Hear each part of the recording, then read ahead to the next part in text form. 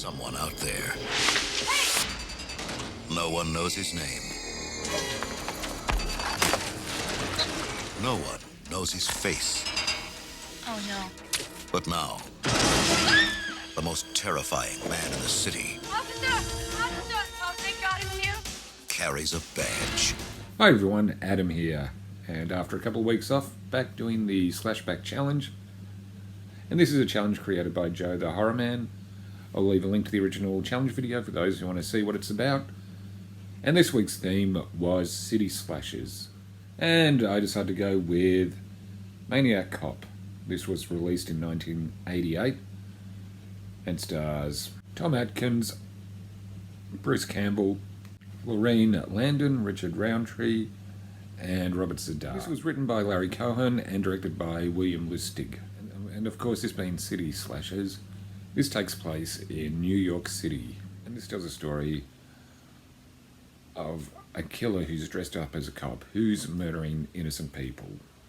And when the public find out about this, it's hard for them to trust anybody in uniform, including an incident where a cop is shot because they thought he was a maniac cop.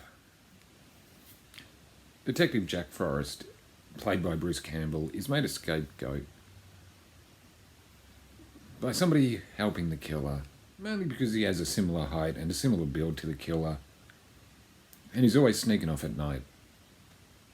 The thing is, he's sneaking off to go see his mistress.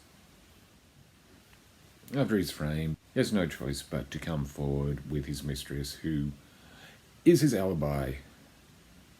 Knowing that Jack's innocent, Detective McRae, played by Tom Atkins, and his awesome mustache, try to find out who's doing the killing. And the investigation leads McRae to figure out that the thought-dead police officer Matt Cordell is apparently still alive and killing innocent people. It seems that Officer Matt Cordell was indicted and then put in general population in Sing Sing prison.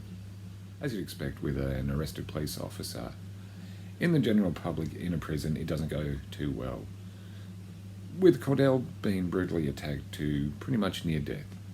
And the medical examiner did pronounce him dead, but there was a faint heartbeat. And rather than let him back into the prison, he let him go, even though he's suffering from severe brain damage. So letting him go had a pretty bad consequence on the public, and with his favourite kills being stabbing. So there's a fair amount of stabbing in this movie, a bit of choking. And there's also a very memorable moment in a police station slaughter scene, kind of reminiscent of Terminator, except on a obviously lower budget. And of course, the good thing about this is a very good horror pedigree with William Lustig, director of Maniac, Larry Cohen, who wrote it, director of It's Alive, Bruce Campbell, best known for Evil Dead, and of course Tom Atkins from Halloween 3 and Lethal Weapon. So, yep, and we've also got Richard Roundtree, Shaft. I'll say one thing, this movie isn't great, but it is entertaining.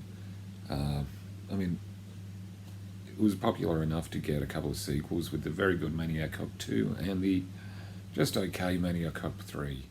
And I kind of like the fact it's kind of a slasher with a bit of an action movie feel to it, which actually works pretty well. And the city setting works. It kind of has a sleazy kind of feel to it, especially during the night scenes. Z'Dar is a title character, Maniac Cop. He does a pretty good job. I mean, he doesn't really say anything, but just his towering presence alone makes him a very intimidating villain. And I also love the tagline they had on this: "You have the right to remain silent forever." And that's my thoughts on Maniac Cop. If you have seen it, let me know what you think of it in the comments below. Like, comment, subscribe. I'm Adam, and I'll see you again soon.